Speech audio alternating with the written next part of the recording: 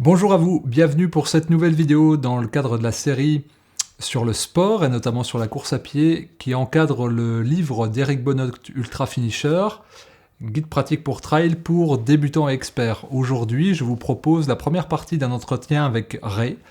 Un entretien, vous verrez, qui explique la personnalité assez particulière de Ray et son positionnement sur les courses à pied longue distance, comment il a approché la course, comment il s'est positionné, comment c'est devenu un vrai développement personnel pour lui.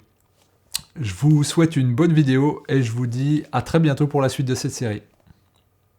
Merci de nous accueillir chez toi. Merci Fabien, merci d'être déplacé jusqu'à chez moi. Ouais. C'est un honneur d'être de l'autre côté de l'écran pour une fois. Ouais, parce qu'on se connaît à travers les vidéos que j'ai proposées. Tout à fait. On s'était rencontrés pour la première fois il y a 9 mois à l'issue d'une projection au Lucernaire pour le film sur le jaune. Exactement. Et on avait échangé un petit peu sur une de tes passions, la course à pied. Ouais. Et puis, je t'avais recontacté après. Là, on va faire une interview dans le cadre du livre d'Eric Bonnot, le guide de l'Ultra Finisher. Et le but, c'était de parler course à pied, parce que toi, tu fais de la course longue distance. Exactement. Et donc d'aborder différents aspects, donc évidemment l'hygiène de vie, ce qu'on mange, comment on récupère, comment on se prépare. Et puis on va faire cet entretien en deux parties, et en commençant là par parler plutôt de l'aspect mental.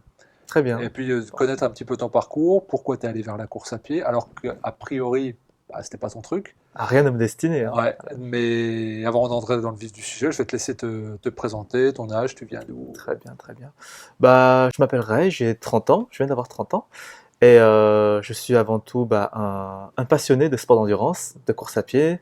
Et je pratique également un peu de randonnée, du vélo, sport nature. Et j'ai commencé la course à pied il y a 10 ans, dans le cadre de mes études en fait, enfin dans les études où le sport me permettait de décompresser, d'évacuer en partie la tension qu'il y avait et j'ai l'impression que mon cerveau était mieux oxygéné et pouvait mieux Est-ce qu'on fonctionner. peut le dire, tu es plutôt dans les sciences? Oui, j'ai une formation d'ingénieur, Ouais. donc c'était pendant mes années de classe préparatoire où c'était assez exigeant. Donc en fait c'est à travers en fait la découverte du sport, c'est vraiment l'environnement qui m'a, on va dire, invité à découvrir la course à pied pour être plus performant, on va dire, dans mes activités intellectuelles. Donc c'était quelque chose de rationnel, c'était pas de la passion, c'était vraiment de dire Non, tiens, ça va me permettre d'avoir un c'était utile. exutoire, je vais me décharger. Quoi. Exactement. Au début, c'était vraiment dans le cadre de voilà, le sport me permet d'être plus, de me sentir mieux, voilà, mais sans vraiment aimer. Voilà, parce qu'on dit que oui, il faut quand même bouger un peu, il ne faut pas rester enfermé à la maison 24 heures sur 24 à travailler, etc. Donc j'ai commencé la course à pied il y a 10 ans, mais vu juste pour le sport.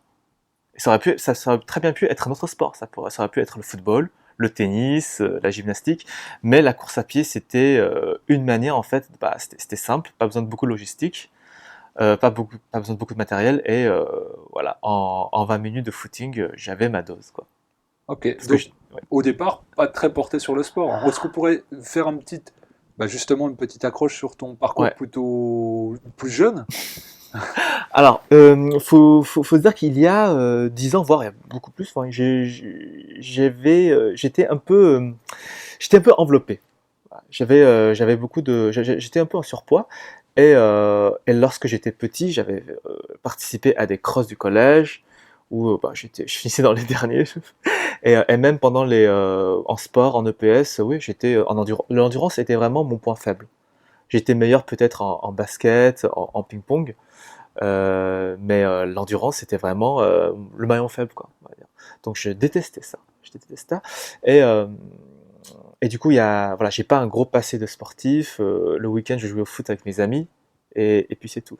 Et c'est à partir de mes 20 ans où j'ai découvert le sport individuel, où le sport, j'utilisais pas le sport dans le cadre d'une performance. Je courais juste pour courir, pour pouvoir me défouler, pour pouvoir bouger mes jambes, être bien, quoi. Et donc tu me racontais avant qu'on fasse cette interview que un de tes premiers défis, c'était minime par rapport à ce que tu fais maintenant.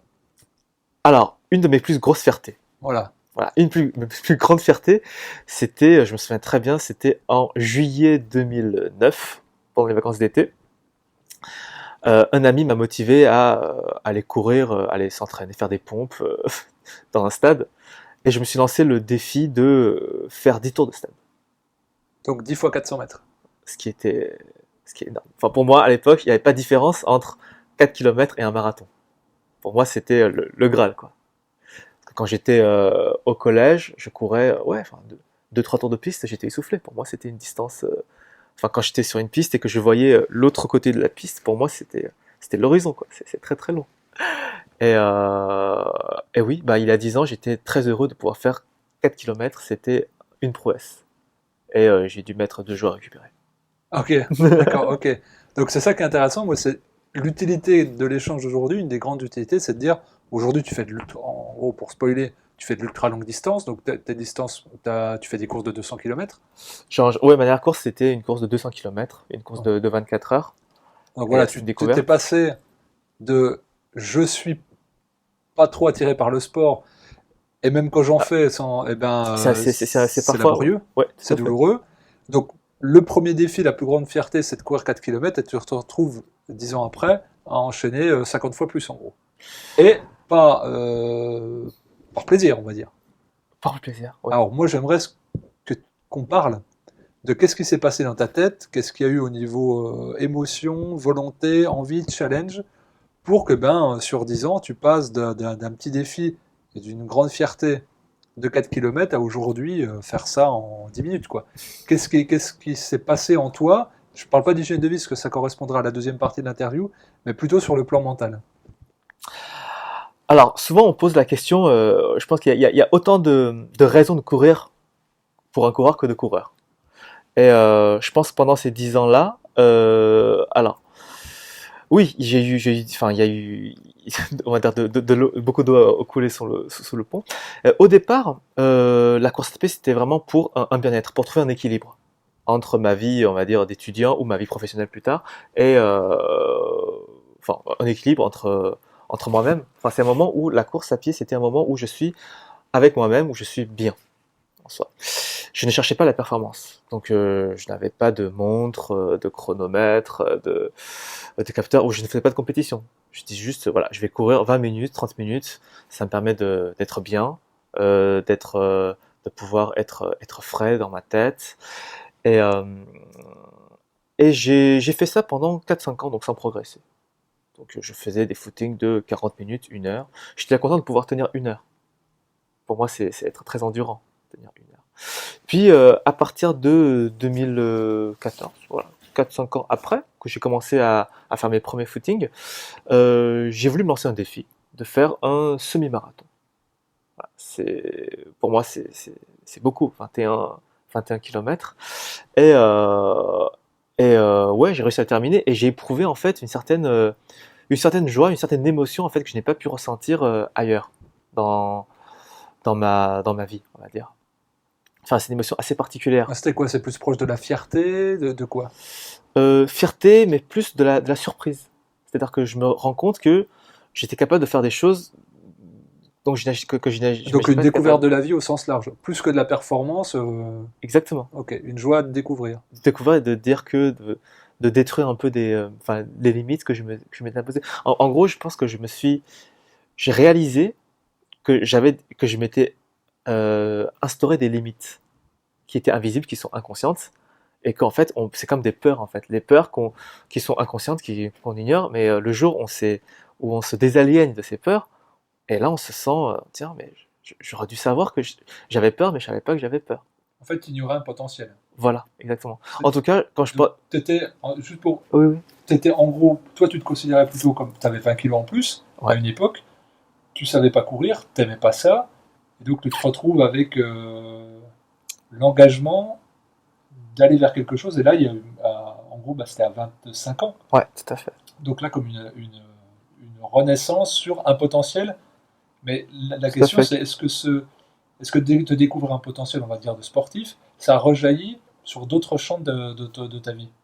Ouais, bien sûr, bien sûr. Alors le fait d'être, bah, en fait, c'est à travers l'activité sportive où j'ai appris à être beaucoup plus rigoureux vis-à-vis de moi-même, apprendre l'autodiscipline et aussi savoir se dépasser et d'être meilleur, dans le sens évoluer et s'améliorer dans le temps.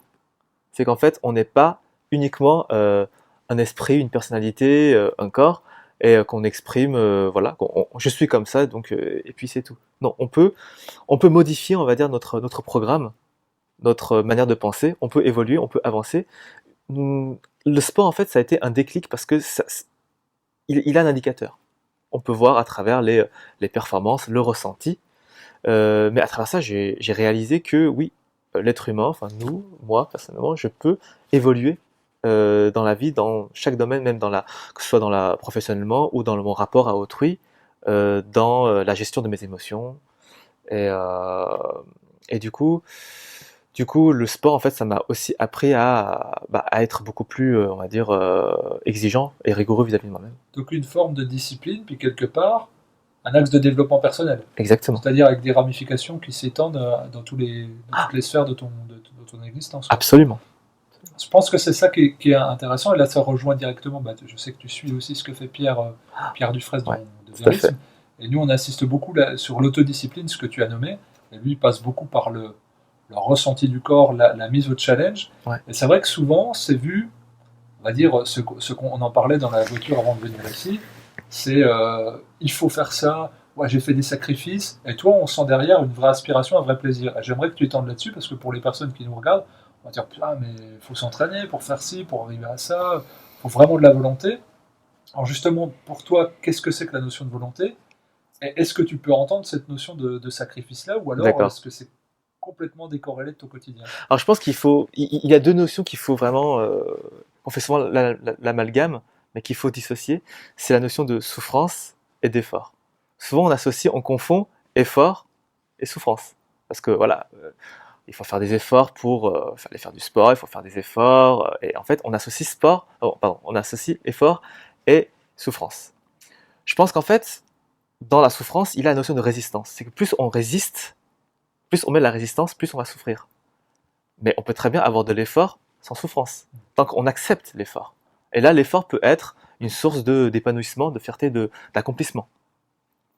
Et moi, dans la pratique sportive, c'est avant tout le plaisir. Parce que le sport, c'est pas quelque chose qu'on fait une fois tous les 6 mois, c'est quelque chose qu'on fait dans la durée.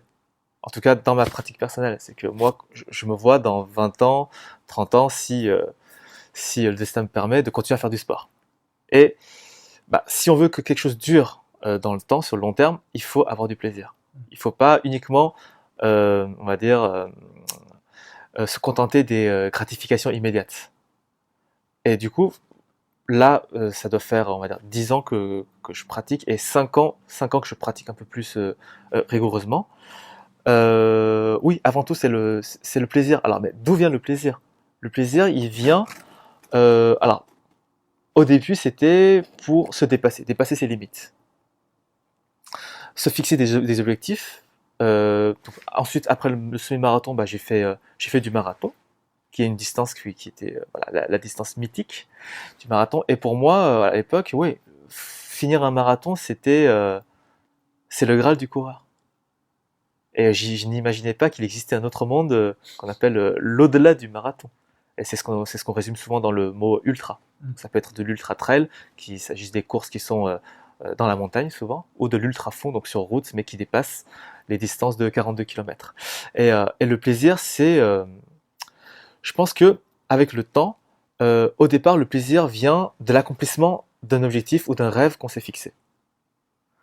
Et en fait, au fil du temps, j'ai l'impression que je ressens de plus en plus du plaisir à l'instant, dans le présent. Alors qu'avant, le plaisir était plutôt... en compétition ou à l'échéance, quoi. Voilà, c'est qu'on essaie de projeter un état futur où on serait heureux parce qu'on aurait accompli telle chose. Mais en fait, maintenant, le plaisir que j'éprouve, c'est juste l'entraînement quotidien que je fais, le mode de vie que j'ai, l'énergie que j'ai grâce à ce que m'apporte le sport et l'hygiène de vie qui s'articule autour. Mais je pense que oui, donc à mon échelle, pour moi, j'ai la chance de considérer que la pratique sportive n'est pas un sacrifice, quoi. Donc je ne m'entraîne pas en vue d'une compétition particulière. Bien sûr, la compétition, elle est là pour voilà, mettre un peu plus de piment, de varier un peu les types d'entraînement. Mais avant tout, ce qui me rend heureux dans la pratique, c'est le footing que j'ai fait ce matin. Alors c'est vrai que c'est à l'opposé un peu de ce qui est vendu, c'est ouais, j'ai fait une bonne séance, souvent c'est j'ai mal. Les gens vont te dire ça. Ouais. Ouais, j'ai des courbatures, j'ai mal, je vais mettre 3 jours, j'ai fait une bonne séance. Et puis, bah, si jamais il y a, parce que bah, une compétition, bah, comme un marathon, ça se prépare 6 mois à l'avant, si tu te blesses dans la semaine, tu dis, ouais, j'ai fait tout ça pour rien. Ouais. Et comme si bah, alors, le vécu quotidien, c'était quoi? C'était nul, il n'y avait que cette échéance-là de 3-4 heures. Donc 6 mois pour 3, ouais, c'est 6 mois d'entraînement pour 3-4 heures. En fait, et donc là, toi, ce que tu fais, c'est en gros de vivre sur l'instant et d'être plutôt dans le ressenti du plaisir et justement dans la limite corporelle aussi, dans le respect du corps. Exactement. Et je pense que, enfin, moi j'ai traversé l'époque, la phase où je m'entraîne pour un objectif et si je me blesse, bah, oh là là, ou si je fais une contre-performance lors d'une compétition, oh là là, tout ça, tous ces efforts consentis pour rien, bien sûr, mais je sentais, j'avais l'intuition que ce n'était pas la direction à prendre, la bonne direction. Ça peut être passager, mais j'essaie vraiment de faire en sorte que tout ce que je pratique dans la vie soit gratifiant, on va dire, à l'instant, enfin, que j'y trouve du plaisir dans la pratique même. Là, par exemple, enfin, ce n'est pas uniquement dans la prise où il y a le plaisir, il y a aussi la chasse. Le plaisir, il est aussi surtout dans la chasse. Et donc maintenant, je pense que j'ai appris en fait à aimer faire ce que voilà. Enfin, ce n'est plus l'atteinte d'un objectif qui va me rendre, qui va me faire bondir du lit chaque matin. C'est plutôt, enfin, c'est vraiment vivre l'instant présent. Et ça, ce plaisir-là, bah, je pense que j'ai la chance de pouvoir le cultiver. Parfait, moi en gros ce que je regarde là dans ce que tu nous racontes, c'est qu'il y a un aspect psychologique, un aspect émotionnel par le Mhm. plaisir, psychologique par la volonté, mais il y a aussi une démarche spirituelle dedans. Ouais. Je suis beaucoup à l'écoute de mon instinct, de mes sensations et de mon corps. Ça, c'est très très important, je pense. Parce que beaucoup suivent un plan d'entraînement qui est bien fixé, bien rigoureux. Je pense que ça peut être efficace, mais c'est pas la seule méthode et ça peut générer beaucoup de frustration peut-être et beaucoup de tension. Et moi, dans ma pratique, j'essaye vraiment d'être. Alors, au fil du temps, de la pratique, je fais de plus en plus confiance à mes intuitions. Je pense que mes intuitions sont de plus en plus aiguisées par l'écoute du corps, que ce soit et l'écoute de mon de mes humeurs, voilà. Donc ça ne me dérange pas de sauter une séance parce que voilà, je le sens pas, ou de varier, de changer un peu le programme d'entraînement si programme il y a. Ok.